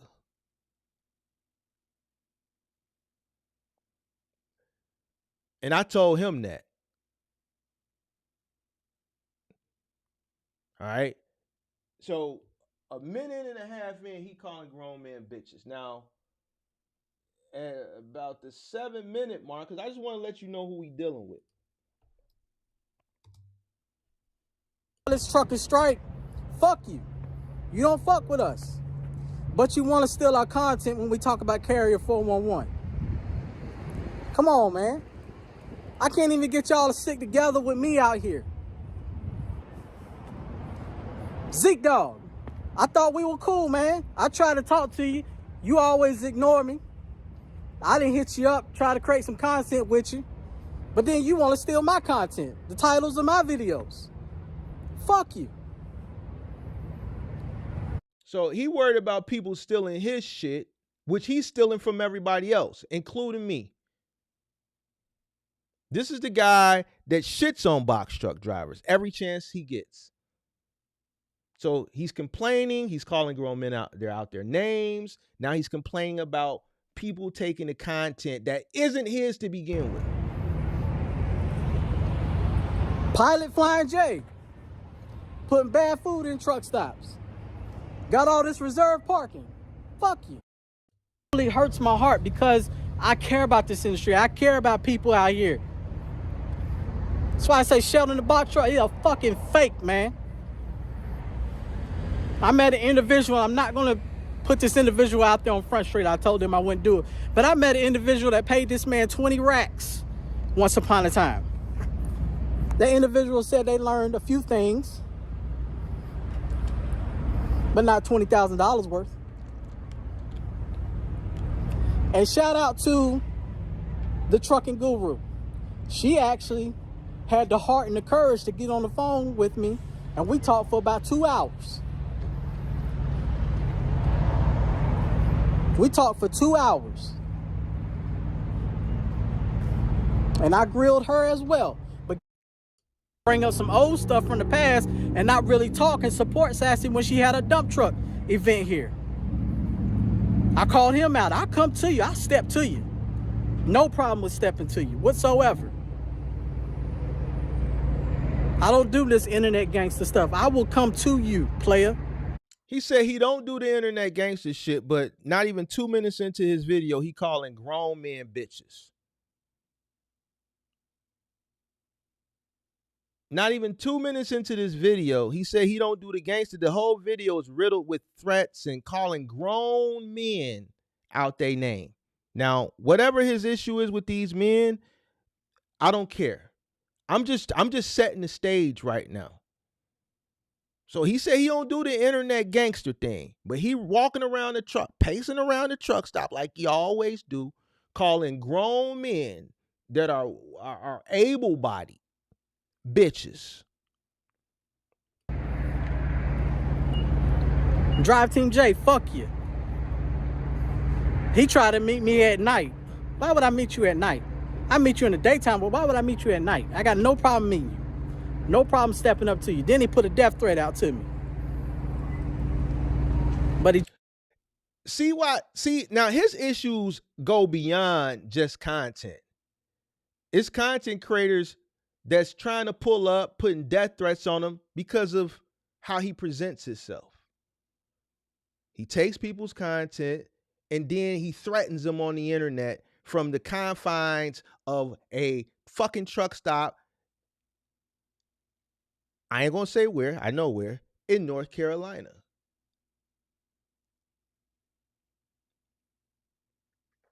So it's a plethora of semi-truck guys that want to pull up and smash Buddy. But he say he don't play the internet gangster role. But yet and still, you calling people out their names. Grown men. Now hold on, I'm setting the stage. We gonna get there. Just so happened to catch me when I was in Jacksonville, Florida, trying to get my heart transplanted. But I'm back here in Charlotte. If you ever want to meet, holler at me. We ain't meeting at no nighttime because I ain't about to get set up. I'm not...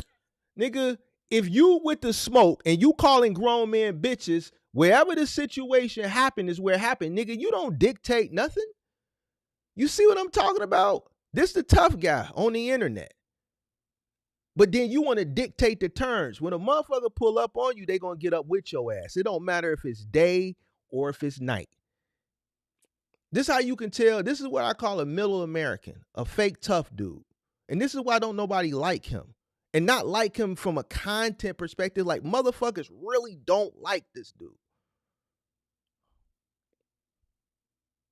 He's the only person I've seen in this space, the trucking space, that prances around a fucking truck stop every day, all day, and you just is foul-mouthed towards other men, regardless of the situation.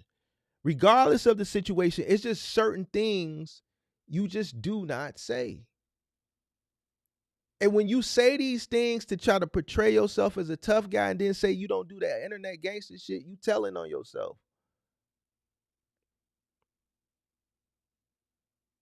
Stupid, I'm not boo-boo the food, partner. But I ducks no smoke whatsoever. I'm passionate. And y'all playing. Stop playing in this industry. Follow the right people. So this is the video. Now this guy did all that talking, all that shit talking, and hold on. Currently, let's see here. Why do they keep logging me out? Let me pull up this.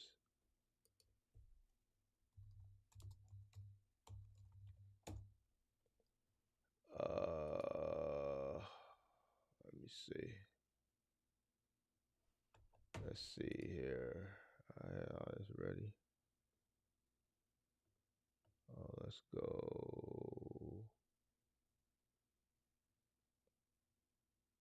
Let's go. Hold on, y'all. I want to show you something.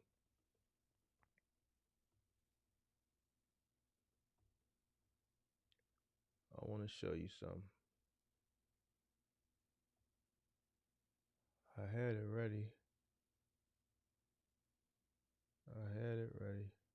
You know what? Let me go to history. Let's see if it's in my history. Right here. Nope, that ain't it. This might be it. I busted in. So he recently had his heart transplant.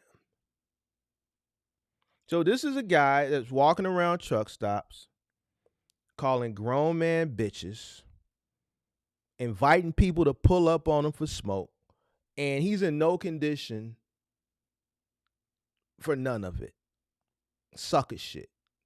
This guy recently went through a humbling, what you would think would be a humbling experience, to go through something like a heart transplant, because he's so passionate about the organ donating, because he plays on people's sentiment with this organ shit, and he really went through it. He has the battle wounds, the scars to prove it. But one would think that's a humbling situation, and you would sit your goofy ass down. The last thing you would want to do is to invite negative energy, especially from a physical aspect, to you. There was a recent incident in the news down at Southern University where there was a black fraternity that had a hazing go on the past week, and one of the students that was going through the hazing ritual, they were punching these young men in their chest last week. I'm pretty sure some of you guys have read about it recently. And one of the guys who was pledging got hit in his chest so hard, he went into a seizure and he died. This is recently at Southern, right? Now here's a guy who just recently had a heart transplant. But he's on the internet calling grown men bitches. And as you saw, one of these semi-trucker guys is looking for him. What happens if one of these semi-truck guys punches this dude in his chest?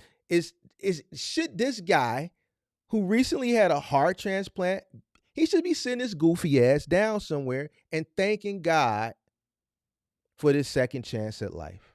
But no, he's running around the internet calling grown men out their name. Not me, but other grown men. Everybody. Y'all saw him name about 8 or 9 of them in the first video that I played. Not a tough guy, right? I'm telling you, he's not a tough guy. He could portray the tough shit. He ain't no tough guy. He's a foolish guy.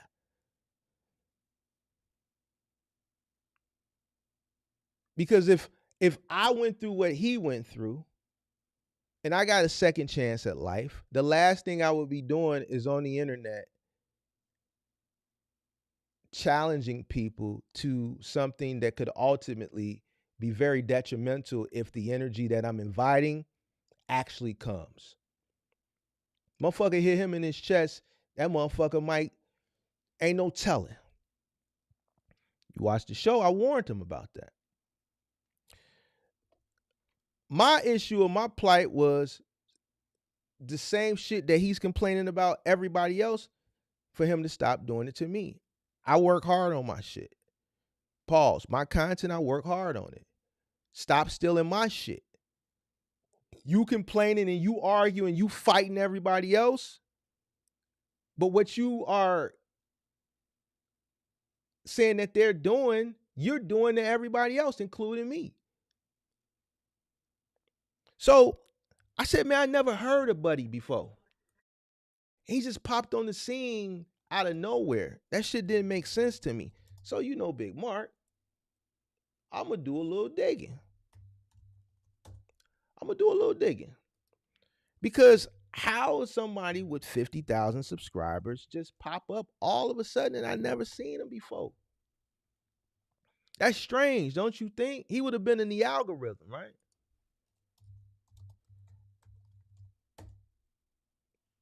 All right. Well, you would think he would be in the algorithm.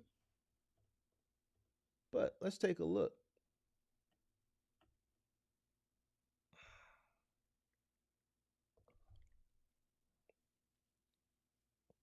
Now, what's wrong with this chart here? What's wrong with this chart? You go from flatline. You created your channel and you've been flatline. Flatline. Flatline. Flatline. Flatline. And then one day you whoop. And then after that one day you come back down, flatline. Flatline. Flatline. Flatline. Flatline. Well, one day you did a little something, flatline. You bought your subscribers.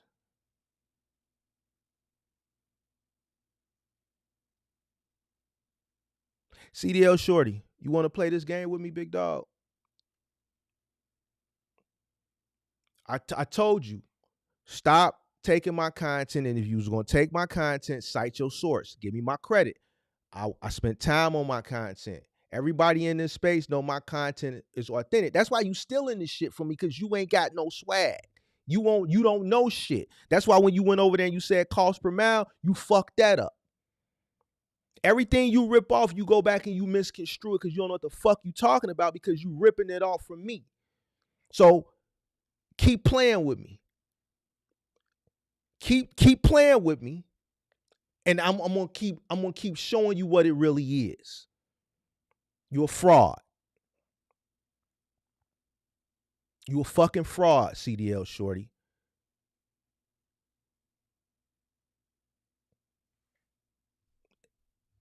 What we talking about? CDL Shorty, what we talking about?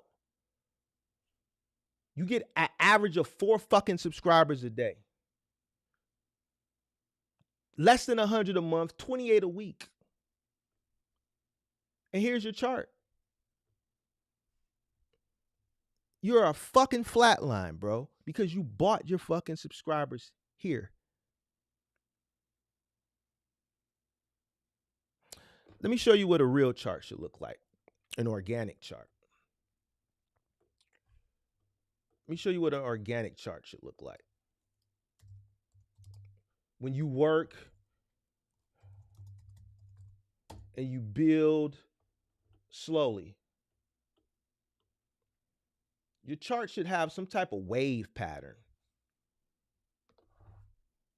Like that. See, this is organic.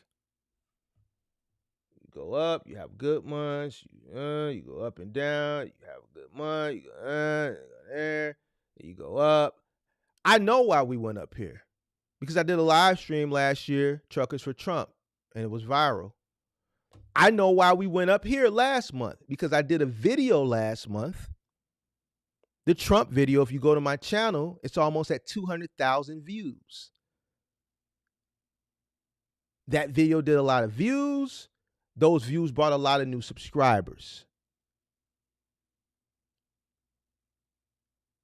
Your shit doesn't look like this.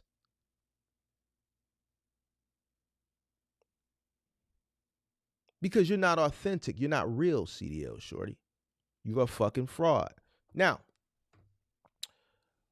should I do the Uh, should I show the back and forth?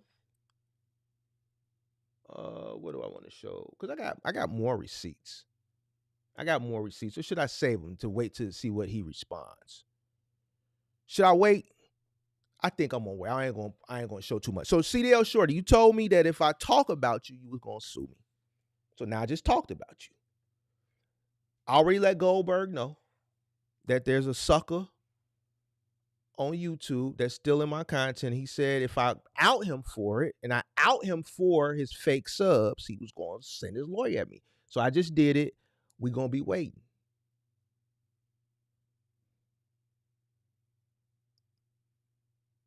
See, you can go around and call all them guys bitches and shit. Don't play that shit with me, big dog. See, I'm gonna give you what you're looking for. I've been waiting to make an example out of one of you niggas. So we gonna be waiting.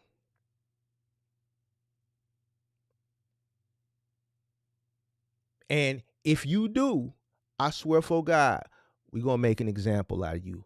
I am gonna counter sue. I'm coming for everything. I want your pacemaker. I want the pacemaker. I want they gonna have to open. Listen, check this out, big dog. Oh, Mark, you bogus. I told leave me the fuck alone.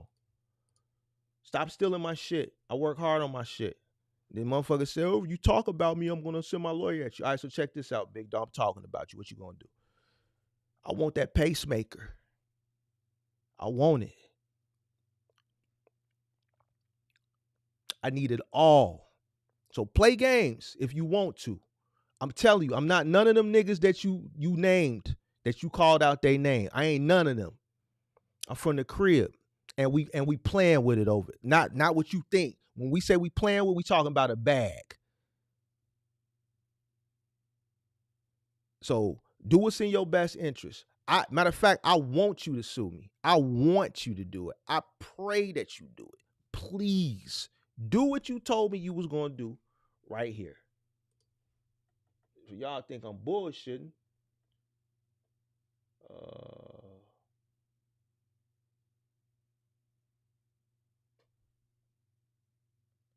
Where's the shit right here?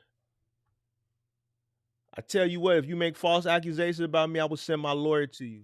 I said, my lawyer is better than yours because I'm richer than you. Let's do it. I'm the right one, my guy.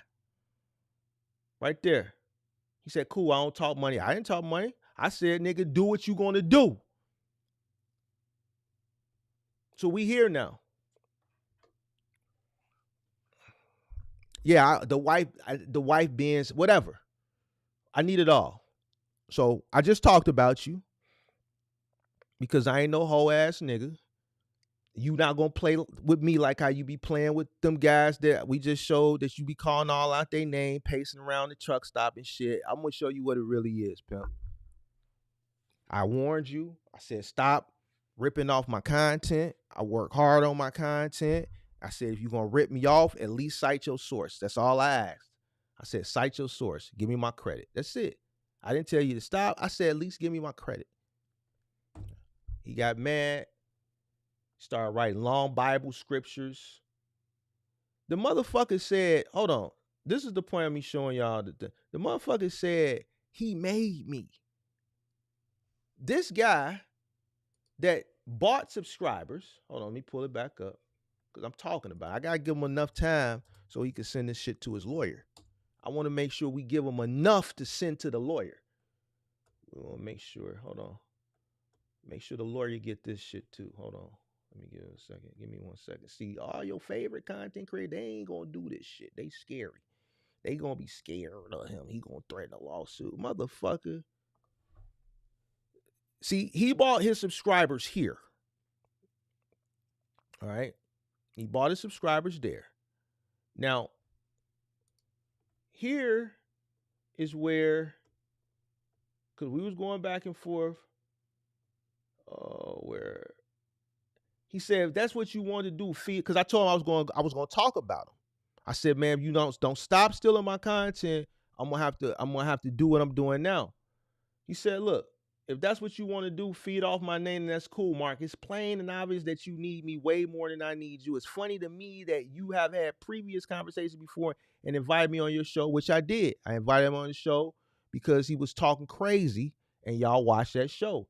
I've watched you from June when I got out of the hospital to December when we did the interview on your show. You never had the need to invite me on your show then. But ever since I came on your show, which is a box truck show, by the way, not a semi truck show, your numbers and channel has grown. So he thinks when he came on my show, that blew my channel up. Now this is a guy. He has no subscribers.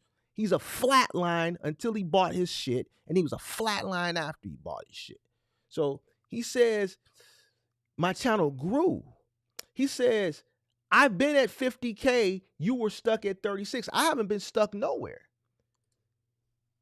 You bought your fucking subscribers, fool. You bought your subscribers. You get no views. These are views. You are a flatline for views, and you're a flatline for subscribers. The day you bought your views was the day you bought your subscribers was the day they got the views, and you've been a flatline ever since. I was never stuck at 36. He said I was stuck at 36 from June to December, which we know that's a lie. My channel grows every single month. So we know that's a lie. And we know that he didn't grow my channel because he has no subscribers. I do my research and I'm credible and high respected. You're not credible because you are a fucking plagiarizer. You plagiarize everybody, including me, which is why I reached out to you and asked you to stop. And if you weren't going to stop, to make sure that you cited your source and you gave me my credit. You're all about drama. No, you're about drama because you are the guy that I just showed that not even 2 minutes into your fucking video, you're calling grown men that can beat your motherfucking ass because you got a fucking heart transplant recently. Bitches. You the one walking around at truck stop calling grown men out their name. You the one complaining about truck and hustle because you wanted to go on a show and they told you $4 and you didn't want to pay it, so you decided to call him out his name. You the one who just called Sheldon the box truck coach a B. You the one who just called box truck shorty a B. You the one who called Alex Good Energy a B. You the one who walks around the truck stop and call all these grown men that are healthy B, and if one of them pulled up on your goofy ass and hit you in your fucking chest, you'll probably fucking die because you just had a heart fucking transplant. Instead of sitting your goofy ass down somewhere and recovering and thanking God for this second opportunity in life, you want to go pace around the truck stop and challenge grown ass men with your stupid ass. You let your audience turn on me. This is the guy that goes around and call grown men bitches, and he's messaging another man about an audience not liking him. You let your audience turn on me into a villain when all I do is help people. You was a sucker.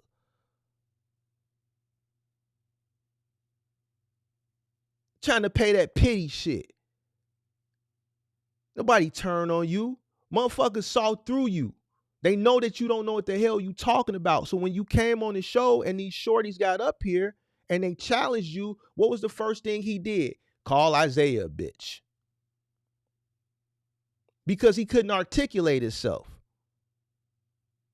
Because he couldn't articulate himself, he called Isaiah a bitch. I'm going to pull it up for you. Matter of fact, let's pull that shit up now. Bleach on us. Shoot, shots going to get. As long as I paid that money. See that I talk to actual brokers, sir. So I don't believe that you're a broker. How about that? I don't believe that you ever been a broker. Hey, I ain't gonna lie, bro. I ain't gonna lie. Like I said, like a lot of your stuff makes sound like when you go talk to these drivers at these truck stops and stuff. A lot of your, like some of these terms you're using, like it might fly with them, but like when you use some of that stuff against me, somebody that's actually doing it, and I know I was able to answer. I'm out here too. You say, but you ain't never ran the business, and first of all, you trying to bash other people. This, so they, I'm sure you're a rate con. I'm gonna bash him all day. You said folks not making money. All right, you see his energy when he get challenged, because see what happens is he was in a setting with 1, 2, 3, 4 professionals that were more knowledgeable than him, that could see through his bullshit, and he was backed into a corner that he couldn't fight his way out of because he couldn't articulate himself because he's not knowledgeable. That's why he's sitting there. And then he's going to do what I'm about to show you. I don't do all that talking and talking about numbers this and number that. I'm just gonna pull up paperwork. This is a load that was delivered on Saturday. A load that was delivered on Saturday. I'm gonna say it again. It was delivered Saturday, picked up on Friday. $3,000 going 372 miles for a non-CDL box truck. That's I just told him.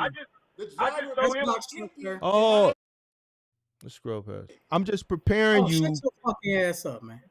Oh, here we go. Oh, you know what I'm saying? I thought Kenneth was my age. I look younger than Kenneth, and I'm 11 years older than Kenneth. But I thought you were. That's because I've been on the road for 3 months.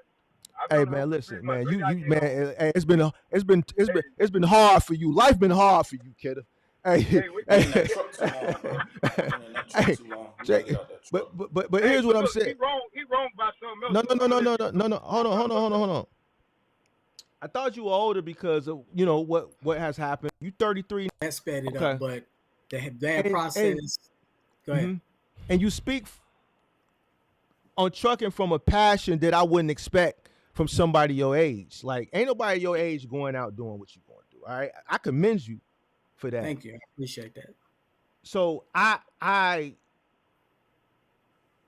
think some things when you talk, and I'm just speaking from my history of watching some of your content, some things I've seen after I came into your DM about the CPM I've seen, and I'm like, that's what I mentioned. I came into his DM about the CPM because he said on his channel, yeah, as truckers, our cost per what do you say? As truckers, we're supposed to have a high cost per mile. I'm like, dude, no, you're not. You're supposed to make sure your cost per mile is as low as possible. What the fuck are you talking about? Man, I wish he would change his mindset, but those things weren't pertinent to me that I needed to come big homie you like I did with the CPM. Now you heard me right there. So this goes back because this was December last year. That was the first encounter I had.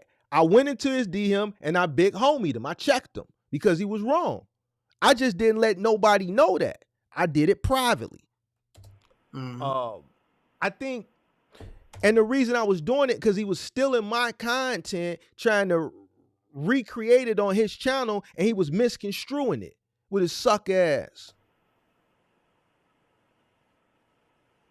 And I'm still trying to be nice to his punk ass right here. When you talk about things under the hood and stuff like that, when you flip the hood, I don't know a lot of that shit you was talking, because I ain't never been no semi-driver, but when you speak on that shit, it don't sound like you misspeaking. I could be wrong, but it seems like you know the mechanics of that shit a lot better than when you try to deep dive into some of the more intricate business perspectives of trucking. Am I you understand? Are you understanding what I'm saying? I'm listening to you.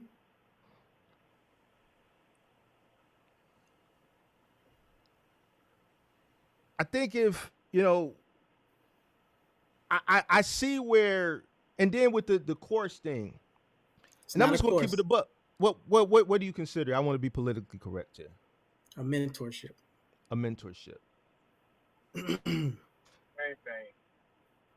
No, it's not. A course is online. Mentorship, you can learn. You just said course. When you do a mentorship, when you do a mentorship, and this is you do what you want to do. You older than me. You keep saying it. I'm just preparing you. Shut your fucking ass up, man. Man, you can't beat my ass. So Isaiah said something. Hold on.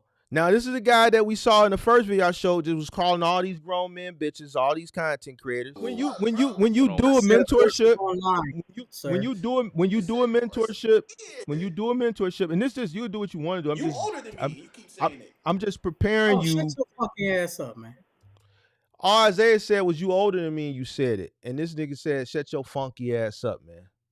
So he got offensive. Man, you can't beat my ass. I'll let you know that right now. I'll meet you at the truck stop. I'm in. Listen. Where you at, You partner? can't beat my ass. Where you at? And Hey, see, stop Calm, me. you Where gotta you at? calm that weight down, brother. and see, You better calm and that see, weight down. CDL, Where you at? and see, You better and calm see, that weight down. I and will see, pull up too. Where you at? Shorty. Where you at? Hey, y'all should. Nah. Hey, look, What truck stop yo, you at? On What truck the stop? oh, come serious on. note, though, CDL Shorty, Shorty, chill, you chill, 85. chill, What are chill, you, chill, like chill. 5'5"? you said owner You about Come operator. on, 5'5"? come on, come on. CDL Shorty, What CDL truck Shorty. stop? What truck stop are But you at? CDL, but About see, 180 pounds. hold on, hold on. Isaiah, please. CDL Shorty, this goes back to what I'm saying. This is the type of energy. So when you Well, Isaiah sounds like a bitch name. I But okay. no, but here's Oh what I'm my saying. God. See what I'm saying? Now he done called another person a bitch. This dude just had open heart surgery. See how loose he is with that word on the internet? Now that makes 7. I'll show you, bitch. We gonna record you, and I want you to post it on your Hey, YouTube. Dizzy. Where Hey, where hey, where hey, where look. what, Hold on, what I truck gotta. Hey, hold stop? on. That's Hey, Isaiah, Shorty, what this truck is Shorty. stop? crazy, bro. Hey, What Shorty, truck check it stop, out, though. Isaiah? Check it out, Shorty. You said that as owner operator, you only get 30 days. 2605 Like, Boulder Crest you only, Road. hold on, bro. Oh, Hold you on, in Isaiah. Atlanta? Okay, Hey, cool. You hold in on. hey, where all the Hold scammers on. are at? You said you can't You get, said pull up an address. This is the hey, closest one in I'm a Atlanta. owner operator. I paid for my own CDL through a truck school, and I know for a fact I was able to train as long as I wanted to, as long as I paid that money. I didn't get 30 days. I was able to train as long as I wanted to, I wasn't the owner operator at the time, but anybody, when you paid that money, you was able to train. Not all trucking schools are the same, sir. Okay, okay, I said that. Don't take what I said. You stealing my Hey, content. Dizzy, I you said ain't never that. seen me.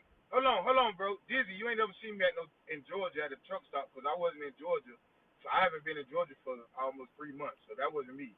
Whoever you saying that's 5'5", that wasn't Bring me. your wife when I beat your ass too. Hey, but look, check this out. Hold